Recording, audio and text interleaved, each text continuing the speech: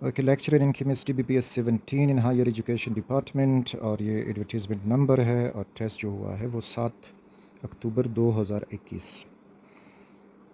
तो first one है कि the chemical equilibrium of A reversible reaction is not influenced by temperature. उसको influence कर सकता है, प्रेशर से भी इन्फ्लुएंस होता है, कैटलिस्ट उसको इन्फ्लुएंस नहीं कर सकता। Choice C is correct.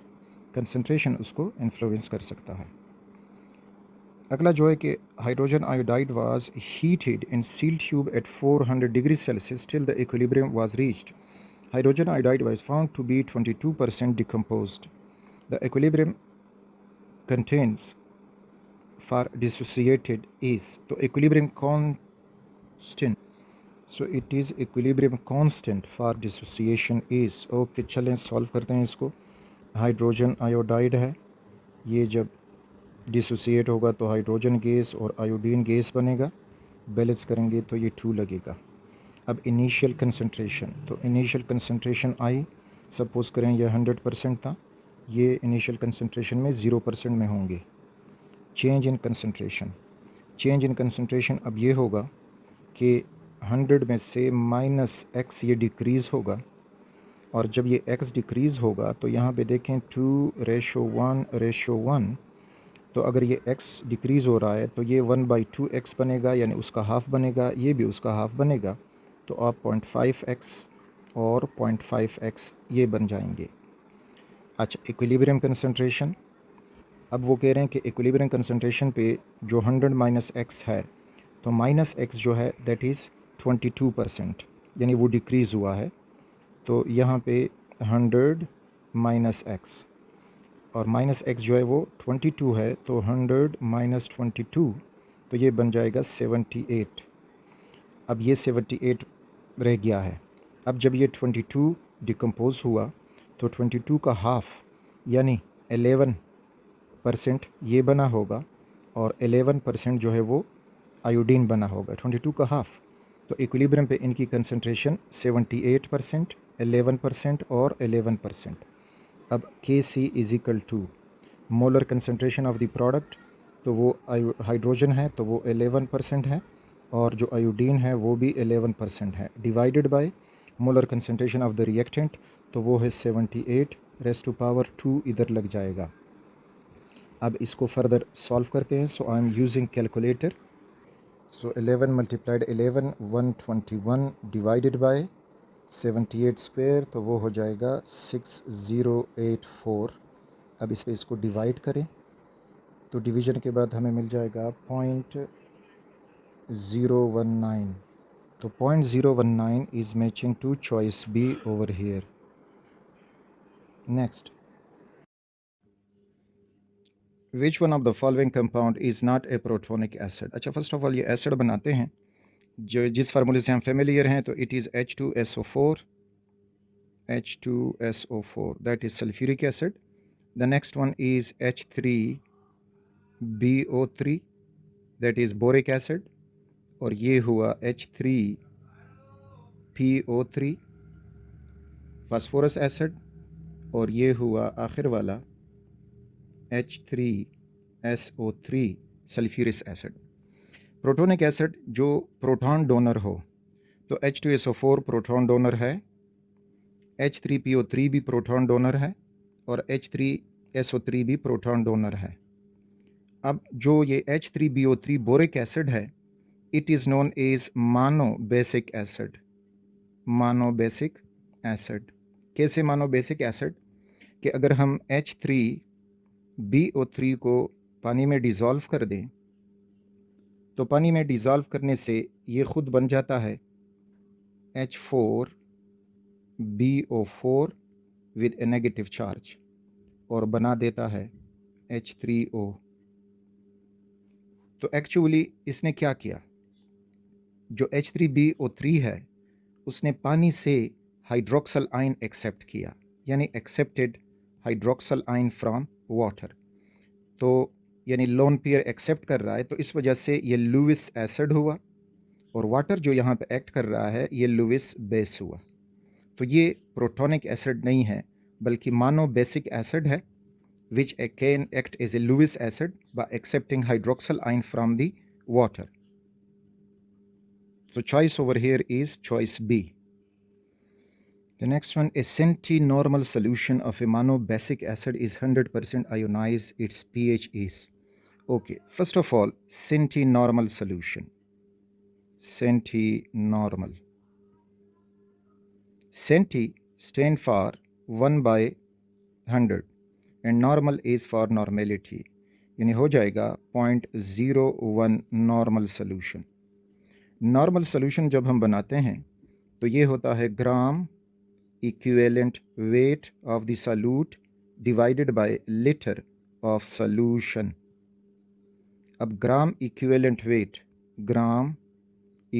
Wait is equal to molar mass या formula mass of the solute divided by n for valency. Simply आप ये लगाएं कि वो सॉल्यूट कितने हाइड्रोजन आयन देता है तो n मल्टीप्लाइड हाइड्रोजन आयन, या वो कितने हाइड्रोक्सल आयन दे सकता है तो n multiplied by hydroxyl ion, और या अगर आयोनिक है फार्मूला सॉल्ट है तो सॉल्ट के n multiplied by the ions, कितने आयंस देता है. तो इससे हमें ग्राम इक्विवेलेंट मिलेगा. अब मानो बेसिक एसिड, फॉर एग्जांपल वो एसिड जो एक हाइड्रोजन आयन दे सकता हो या एक बेस मॉलिक्यूल को, एक हाइड्रोक्सल आयन को न्यूट्रलाइज कर सकता हो तो वो मानो बेसिक. तो फॉर एग्जांपल HCl है, ये जब हाइड्रोजन आयन देता है तो हाइड्रोजन आयन एक देगा और क्लोराइड आयन.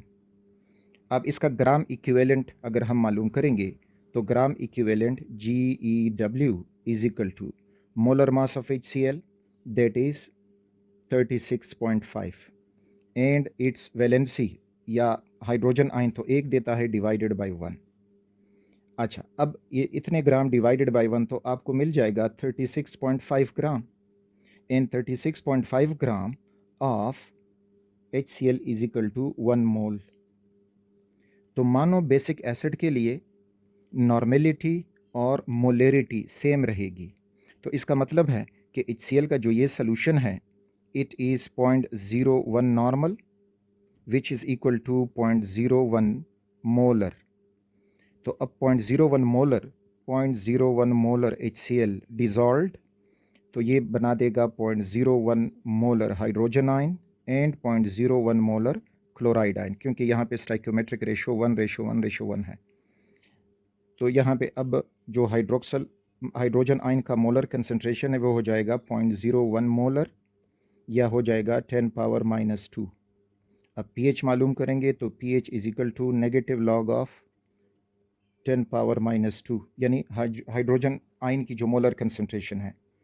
तो इसको जब हम सॉल्व करेंगे सब कुछ करके तो हमें मिल जाएगा pH is equal to, minus पहले से मौजूद है और ये पावर जो है कोएफिशिएंट बन जाएगा -2 और यहाँ पे हो जाएगा log 10. तो इस तरह से माइनस इंटू माइनस बिकम +2 और log 10 इज इक्वल टू 1, तो pH हो जाएगा 2. So this is choice A over here. The pH of solution made by mixing 50 ml of 0.01 molar barium hydroxide solution with 50 ml of H2O is. अच्छा, ये एक dilution problem है. जो पहला था this is 0.01 molar barium hydroxide, उसका 50 ml solution 50 ml water के साथ मिलाया गया. तो इस दोनों में पानी शामिल है. अब हम क्या करेंगे, टोटल वॉल्यूम फाइंड करेंगे और फिर जाके उसमें moles of barium hydroxide find करेंगे और हमें मिलेगा pH और POH. Okay, so 0.01 molar of barium hydroxide. इसमें देखते हैं कि मोल्स ऑफ बेरियम हाइड्रोक्साइड कितने थे. तो molarity is equal to moles per litre of solution, या लीटर लेफ्ट पे मल्टीप्लाई हो जाएगा तो हमें मिल जाएगा कि moles is equal to molarity multiplied litre of solution.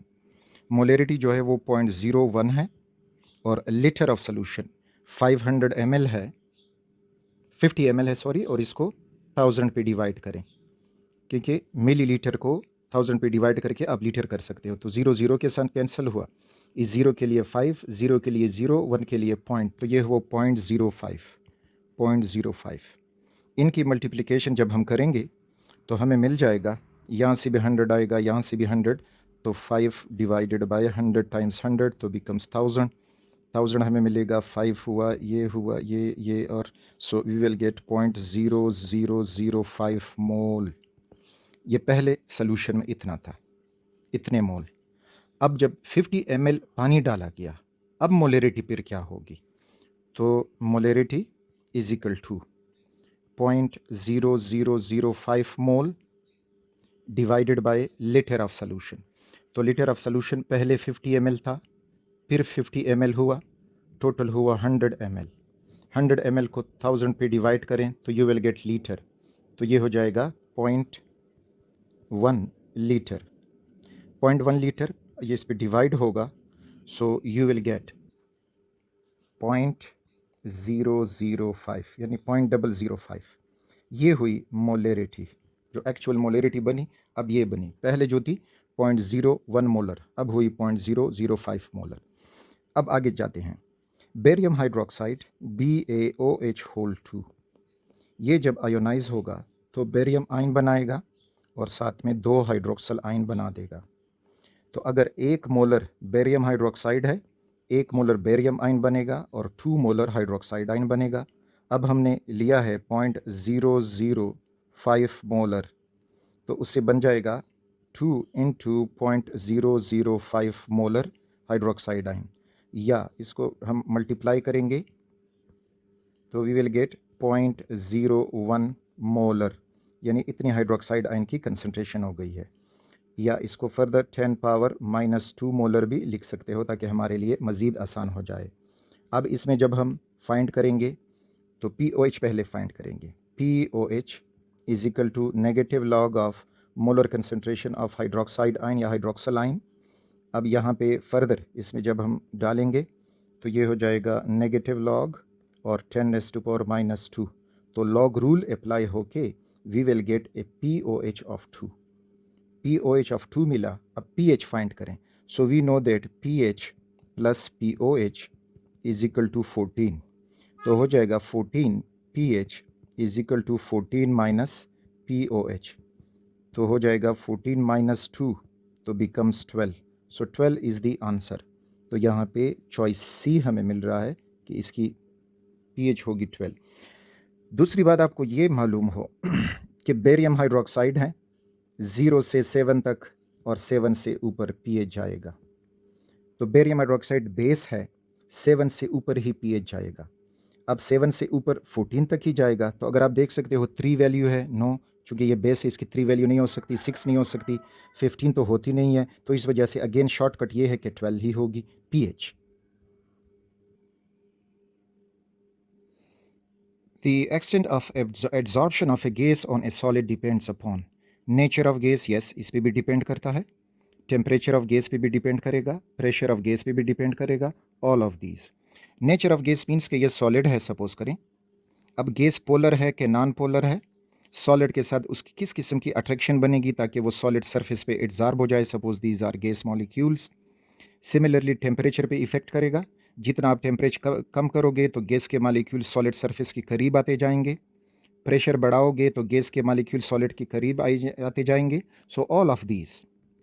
अगला, in which of the following Tyndall effect is not observed. अच्छा, first of all Tyndall effect. Tyndall effect हमें सॉल्यूशन, सस्पेंशन और कोलाइड्स में फ़र्क बता सकता है। टिंडाल इफेक्ट ये है कि आप, ये टिंडाल साइंटिस्ट था उसके नाम से याद किया जाता है, आप लाइट पढ़ने दो सॉल्यूशन पे या सस्पेंशन पे या कोलाइड पे, लाइट सॉल्यूशन से डायरेक्टली पास होगा, और अगर सस्पेंशन है या फिर कोलाइड है तो लाइट उसमें स्कैटर्ड हो जाएगा, इस फॉर्म में वो स्कैटर्ड हो जाएगा। तो कहते हैं कि in which of the following Tyndall effect is not observe, तो गिवन में सोल्यूशन देखो, शुगर सोल्यूशन, यस, शुगर पानी में होमोजीनियस मिक्सचर बनाता है, तो इस वजह से इसमें टिंडाल इफेक्ट नहीं मिलेगा, choice A is correct. Gold solution नहीं, वो तो सॉलिड एलॉय बन जाएगा, इसको हम एमेलगम कहते हैं, मरकरी एमेलगम, गोल्ड एमेलगम। एमल्शन एक सस्पेंशन होता है, सॉरी कोलॉइड होता है लिक्विड लिक्विड का, और सस्पेंशन ऑलरेडी एक सस्पेंशन, तो मीन्स की correct choice is A. The next one, उसमें हमें मिल रहा है कि 1 mole of magnesium nitride on the reaction with an excess of water gives, तो magnesium nitride Mg3N2 when reacts with water we will get magnesium hydroxide MgOH whole 2 and ammonia NH3। अब reaction balance कर दें, magnesium 3 है तो इधर भी 3 लगा, nitrogen 2 हैं तो इधर भी 2 लगा दें। हाइड्रोजन अब यहाँ पे 2 हैं, ऑक्सीजन 1, यहाँ पे देखें 2 तिये 6 हाइड्रोजन और 2 तिये 6, 12 हाइड्रोजन ओवर हियर, तो 6 लगा देंगे 12 हो जाएगा। अब ऑक्सीजन यहाँ पे 2 तिये 6 और यहाँ पे 6 ऑक्सीजन, तो ये बैलेंस इक्वेशन हुआ। तो अगर अब हम यहाँ पे देखें 1 mole of magnesium reacts with 6 moles of water giving 3 mole of magnesium hydroxide and 2 mole of ammonia. तो यहाँ पे ऑप्शन में 2 mole of ammonia, 2 mole of nitric acid, 1 mole of ammonia and 1 mole of nitric acid. So correct choice is ए कि 2 mole of ammonia हमें ये देगा। विच of the following is most stable? Hydrogen iodide, HCl, HBr या HF। अब again stability के साथ कुछ mention करना चाहिए, लेकिन अगर हम थर्मल स्टेबिलिटी पर देखते जाएं तो HF में बॉन्ड स्ट्रॉन्ग है, ज़्यादा हीट लगेगा उस बॉन्ड को तोड़ने के लिए। दूसरा, HF में हाइड्रोजन बॉन्ड एग्जिस्ट करता है, तो इस वजह से ये ज़्यादा स्टेबल होगा। So correct choice is D. If 1000 cubic centimeter of air is passed again and again over heated copper and magnesium till the reduction in volume stops, the volume finally obtained would be approximately okay। अगर हम air का composition देखें, बिल्कुल dry air हो, तो वो अगर 100% air है, उसमें तकरीबन 1% नोबल गैस आर्गॉन एग्जिस्ट करता है। बाकी जो एयर हुआ दैट इज़ 90 ml, उसको आप कह सकते हो, या 99%, ये बना होगा ऑक्सीजन से और साथ ही नाइट्रोजन से। अब ऑक्सीजन कॉपर से रिएक्ट करता जाएगा और कॉपर ऑक्साइड बनता जाएगा। मैग्नीशियम नाइट्रोजन के साथ रिएक्शन कर सकता है, तो नाइट्रोजन के साथ रिएक्ट करता जाएगा और मैग्नीशियम नाइट्राइड बनाएगा, दैट इज़ 3। तो मीन्स कि जो बाकी एयर रह जाएगा वो वहीं 1% होगा, and 1% of the 1000 is 10, so 10 cubic centimeter is the choice according to my opinion. The number of hydrogen atoms attached to phosphorus atom in hypophosphorus acid is, अच्छा hypophosphorus acid होता है H3PO2।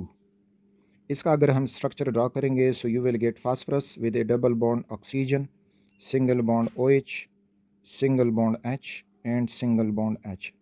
So there are a total of 2 hydrogen atoms directly bonded to the phosphorus.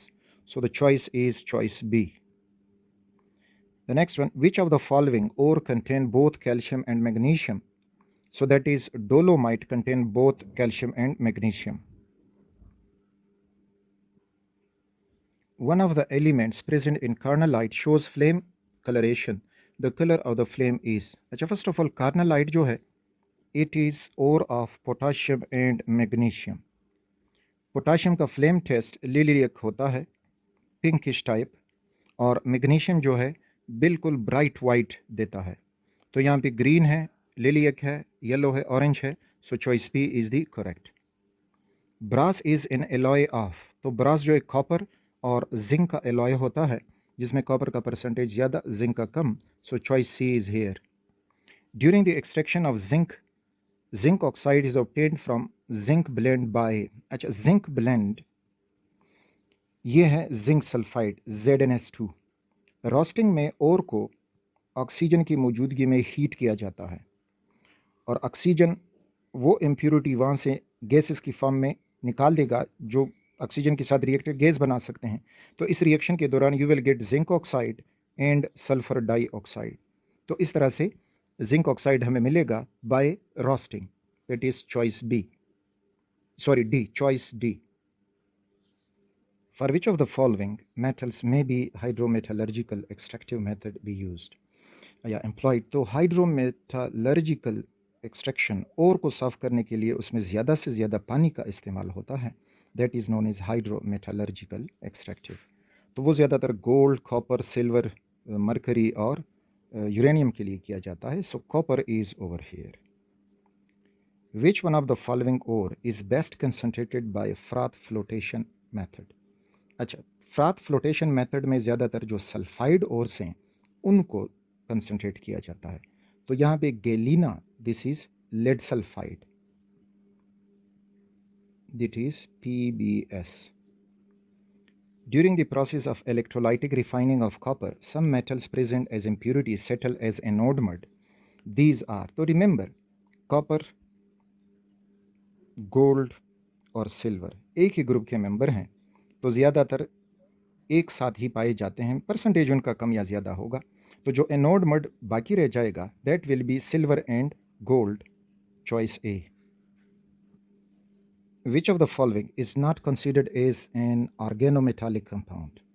Organometallic compound वो compound जिसमें कोई metal atom carbon के साथ bonded हो, that is, यानी वो कार्बन किसी ऑर्गेनिक पार्ट हो, तो दैट इज़ ऑर्गेनोमेटालिक कंपाउंड। और इसमें फेरोसिन जो है, it is organic.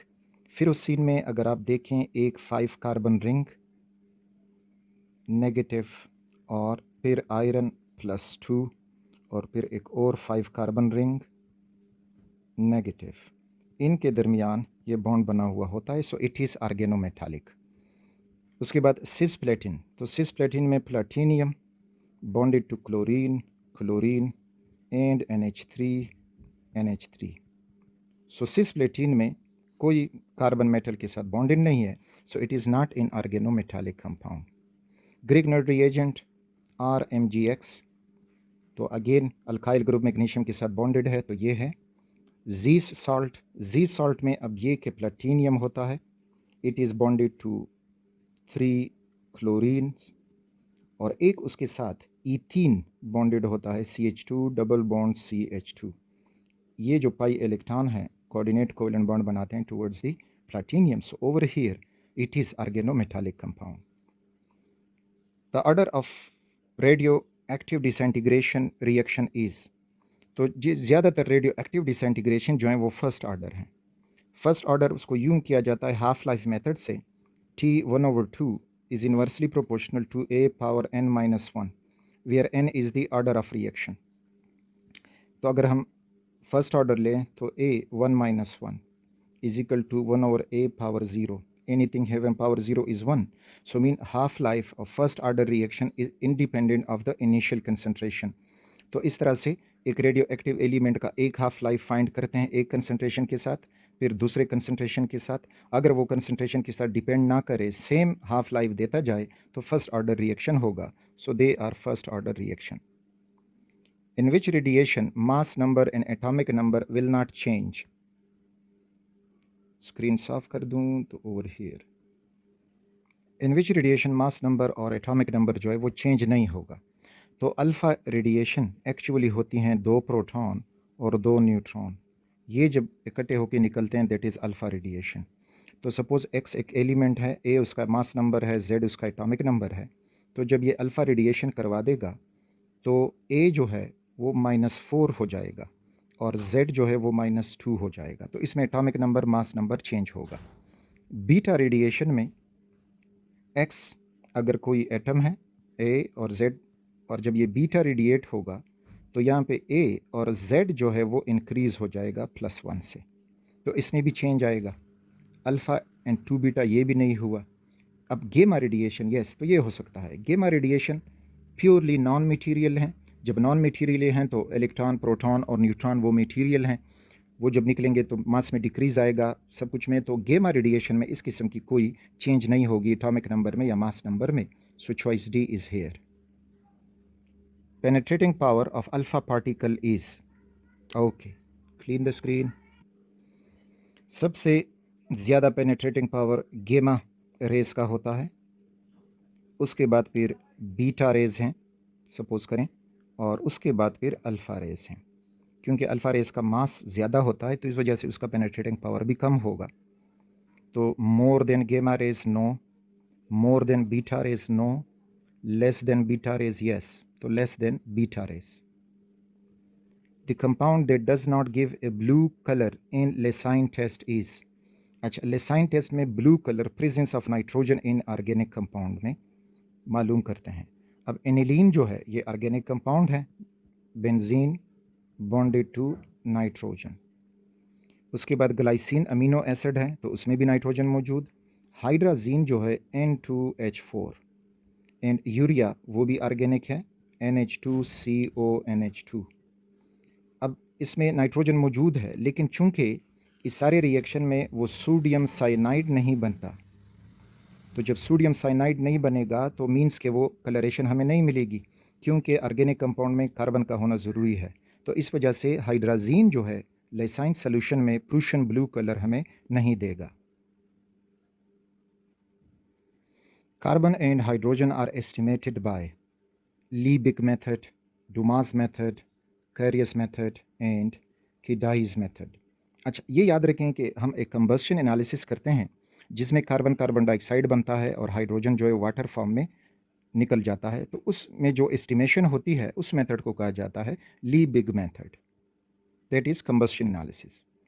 A mixture of benzoic acid and naphthalene can be separated by crystallization from, okay, benzene naphthalene उसमें सॉल्व होगा, फिर उसकी क्रिस्टलाइजेशन जो है मुश्किल हो जाएगी। Ether, cold water, yes hot water is there, क्योंकि benzoic acid is soluble in water और जितना हम टेम्परेचर बढ़ाएंगे उसकी सॉल्युबिलिटी बढ़ती जाएगी, तो इस तरह से जो नेफ्थालीन है वो क्रिस्टलाइज हो जाएगा। सो हॉट, क्योंकि नेफ्थालीन वाटर में इनसॉल्युबल है।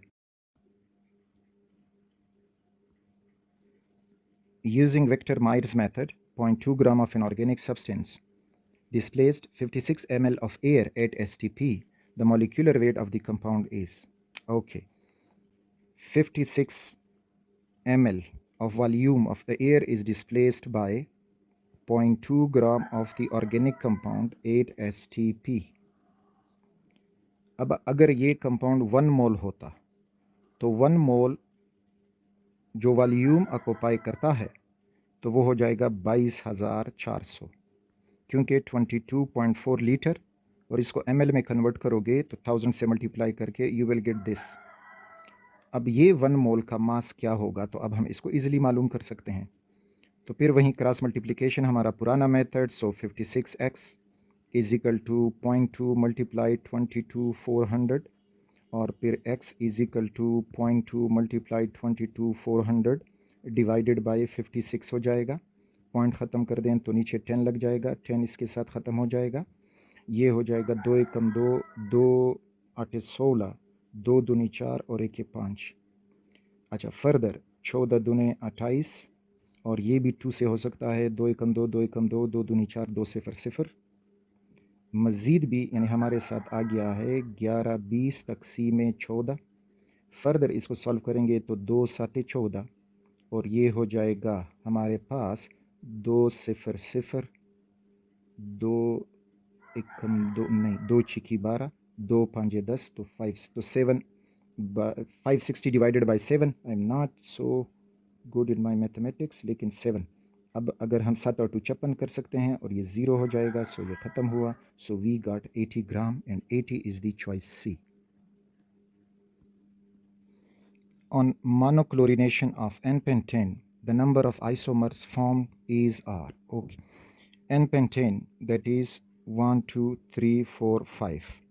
जब इसकी मोनोक्लोरिनेशन होगी तो इससे एक आइसोमर ये बन सकता है कि फर्स्ट कार्बन पे क्लोरीन आ जाए। सपोज करें मैं इनकी नंबरिंग देता हूँ कि ये फर्स्ट कार्बन है, सेकंड है, थर्ड है, फोर्थ है, फिफ्थ है। तो फर्स्ट कार्बन पे अगर आ जाए तो 1 क्लोरो पेंटेन बन जाएगा। फिर सेकंड कार्बन पे अगर आए तो 2 क्लोरो पेंटेन बन जाएगा। थर्ड पे आ जाए तो 3 क्लोरो पेंटेन बन जाएगा। फिर अगर 4 पे आ जाए तो अगेन ये 2 क्लोरो पेंटेन ही होगा। 5 पे आ जाए तो अगेन ये 1 क्लोरो पेंटेन ही होगा। So total 3 isomer and that is matching to choice B. Okay, let me clear the screen. तो स्क्रीन क्लियर हुआ।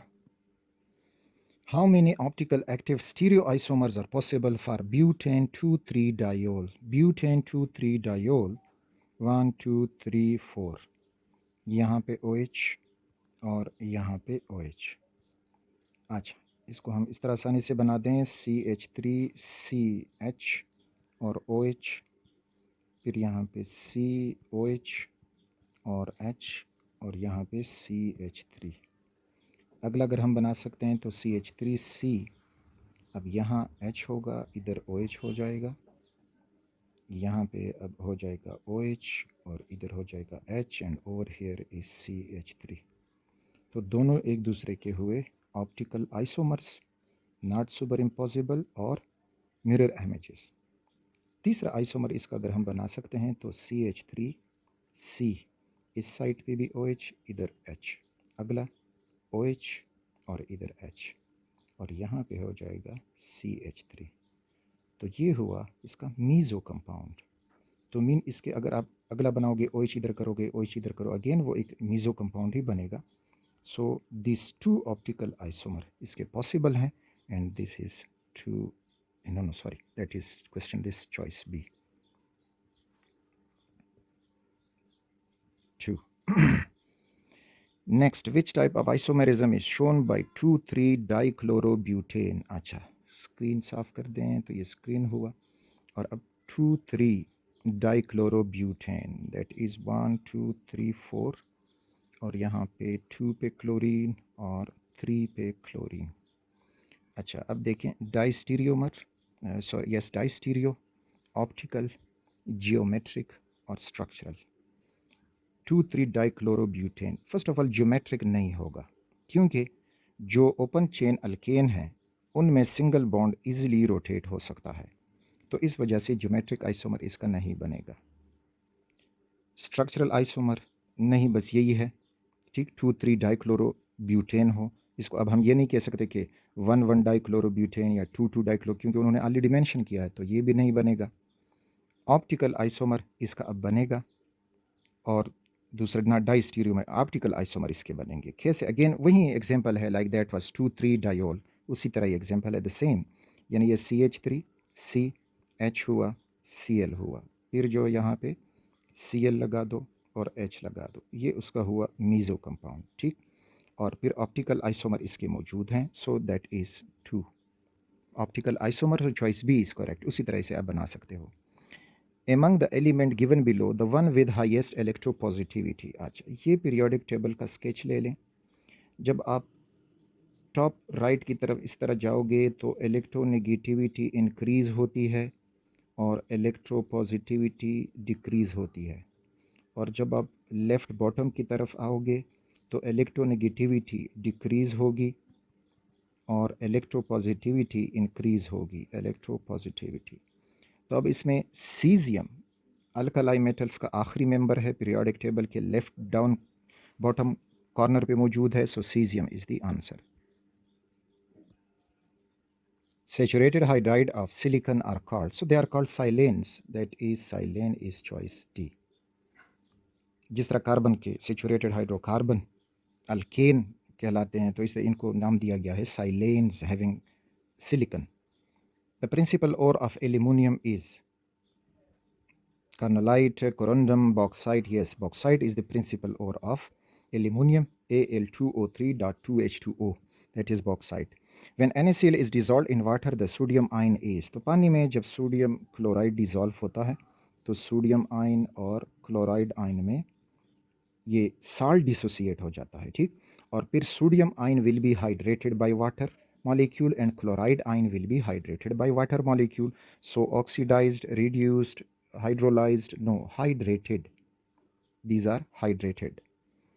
Which of the following is ligand and is positively charged? Okay, ligand जिसके पास एक lone pair donatable हो to the central metal atom और उसके ऊपर positive charge भी हो। अगर हम एमोनियम आयन को देखें, सो NH4 पॉजिटिव, उसका जो लोन पेयर था वो तो हाइड्रोजन के साथ इस्तेमाल हो गया है, तो ये नहीं है। हाइड्राजीनियम आयन, तो हाइड्राजीनियम आयन अगर आप बना देंगे तो NH2 सिंगल बॉन्ड NH2, ये हुआ हाइड्राजीन। अब इससे हाइड्राजीनियम आयन जब बनाएंगे तो इसका एक लोन पेयर जो है वो इस्तेमाल हो जाएगा फॉर दिस हाइड्रोजन, ये इधर डिनोट होगा, तो हमें मिल जाएगा कि इट इज़ H2 और ये हो जाएगा NH3 having a positive charge. लेकिन इसके साथ अब एक लोन पेयर रहता है जो ये डोनेट कर सकता है, that is donatable, so that is a ligand with a positive charge. Sodium ion अगर लोगे तो sodium ion has no lone pair, donatable pair, और आइसोसायानेट आयन तो ऑलरेडी उसके ऊपर नेगेटिव चार्ज है, तो वो भी नहीं होगा, so hydrogen is the choice. The source of solar energy is a negative value for the packing fraction indicates that the nuclide is अच्छा negative value for the packing factor means के nuclei ज़्यादा करीब आएंगे और जब ज़्यादा nucleon करीब आएंगे तो वो ज़्यादा स्टेबल होंगे तो उनकी जो पैकिंग फैक्टर की वैल्यू है वो कम होगी यानी नेगेटिव हो सकती है so they will be stable nuclei the molecular mass of an organic compound which contain only one nitrogen atom can be okay इसके लिए नाइट्रोजन रूल इस्तेमाल होता है नाइट्रोजन रूल अगर एक नाइट्रोजन एटम अगर ऑड हैं इस तरह देखिए ऑड नाइट्रोजन एटम्स तो उसका ऑड मॉलिक्यूलर मास होगा और अगर इवन नाइट्रोजन एटम्स हैं तो इवन मोलर मास भी होगा तो यहाँ पे अब वन नाइट्रोजन एटम है तो one nitrogen is an odd तो कौन सा मास जो है वो ऑड है सो 73 ऑड है 78 या 6 जो है दैट इज़ इवन 146 भी इवन 152 भी इवन यानी जो 2 पे डिवाइड हो सकते हैं they are even so choice A is correct choice the shortest carbon carbon bond distance is found in diamond ethane benzene and acetylene diamond में कार्बन कार्बन के दरमियान सिंगल बॉन्ड होता है और कार्बन sp3 हाइब्रिड तो इसमें जो distance होगा that is 1.54 angstrom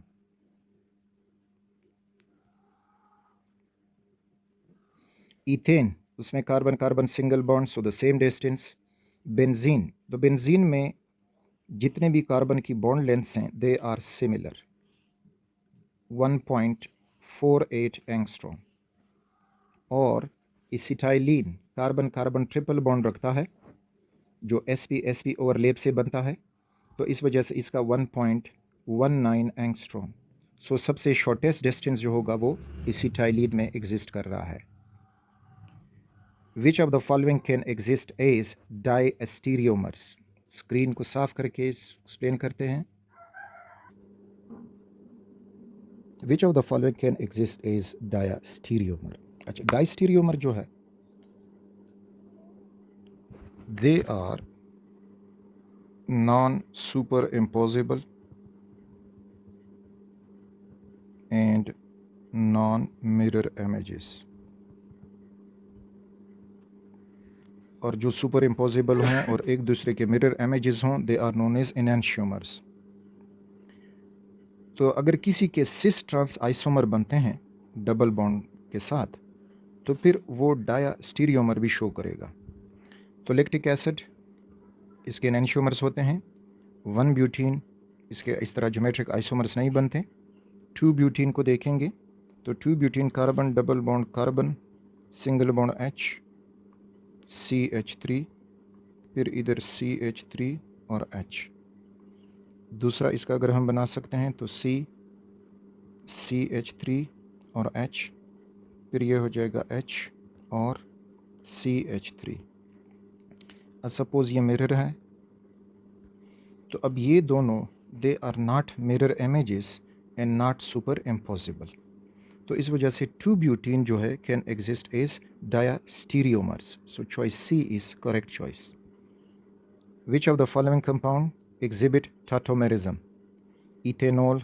chloroethane ethoxyethane और नाइट्रोइथेन ओके स्क्रीन क्लियर और अब इथेनॉल टाटोमेरिज्म के लिए एक pi bond double bond oxygen हो या डबल बॉन्ड नाइट्रोजन हो या इस तरह नाइट्रोजन डबल बॉन्ड हो एट्सेट्रा ये चाहिए पहले जो शर्त है तो इथेनॉल जो है that is CH3 CH2OH having no this criteria chloroethane अगर है तो CH3 CH2Cl इसमें भी नहीं आ रहा इथॉक्सीइथेन अगर हम करेंगे तो ये हो जाएगा CH3 CH2O इथॉक्सी और फिर CH2 एंड CH3 यहाँ पे नहीं है नाइट्रोइथेन को अगर हम कहेंगे तो दिस इज़ CH3 CH2 और NO2 अब यहाँ पे अगर आप देखोगे तो CH3 CH2 nitrogen double bond oxygen coordinate covalent bond nitrogen तो यहाँ पे अब टाटोमेरिज्म हो सकती है वो कैसे होगी इस कार्बन को यूँ मेंशन करें कि ये उसका हुआ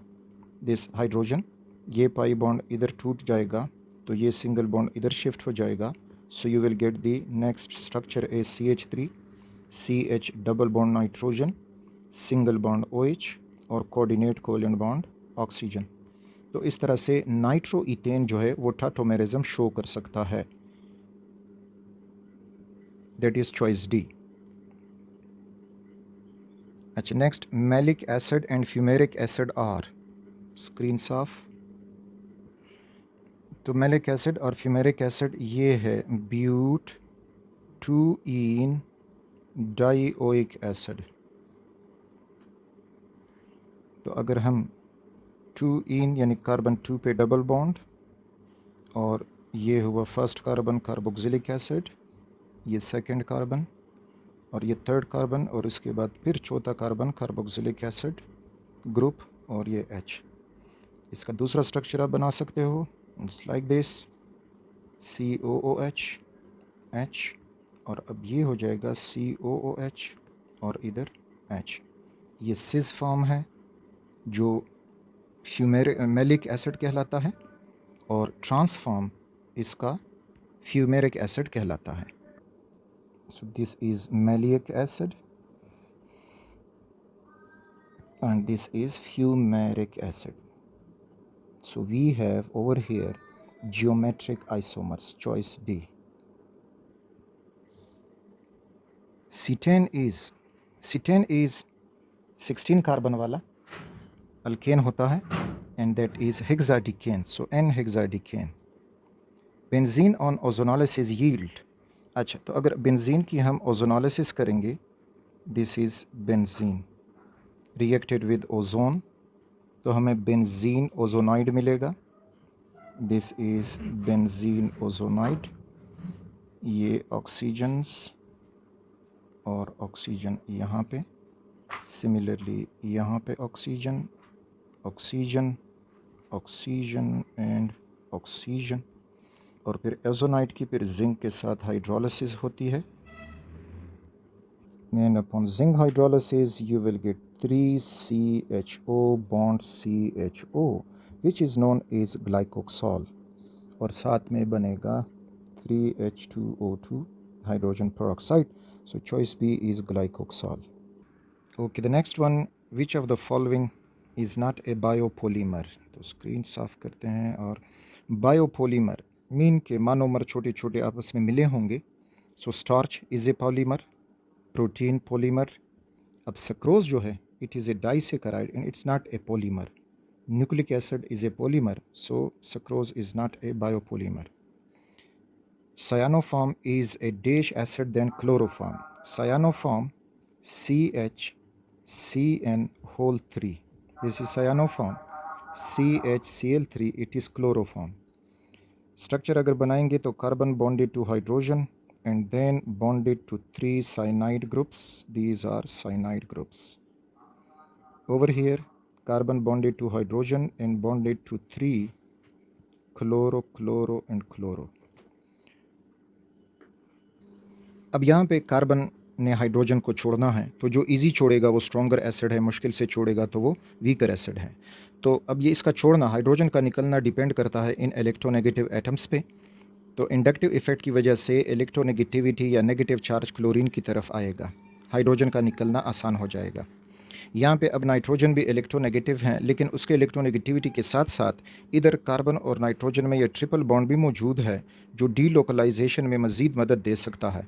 और इस तरह से यहाँ से अब हाइड्रोजन आसानी से निकलेगा बनिस्बत क्लोरोफॉर्म के. सो जो ये एसिड है cyanoform, it is a stronger acid than chloroform. is stronger acid than chloroform. Choice C is correct over here. So that's all for this paper.